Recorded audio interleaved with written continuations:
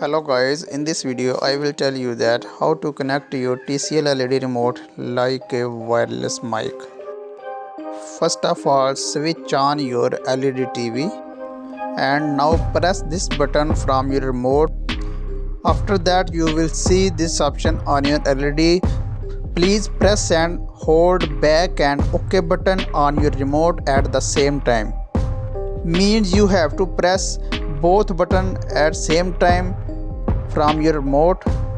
Now I am going to show you back button and OK button.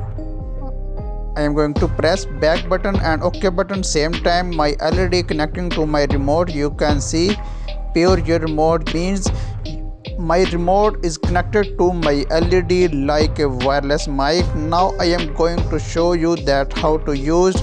First of all, open your YouTube and go to the search bar.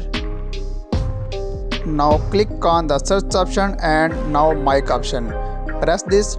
Now speak you WWE. I speak WWE. That you can see my result is show on my LED. WWE video has been show on my LED screen. It is very simple to do that. Just you have to press both button at same time. Your remote will be connected to your TCL LED. Thanks for watching.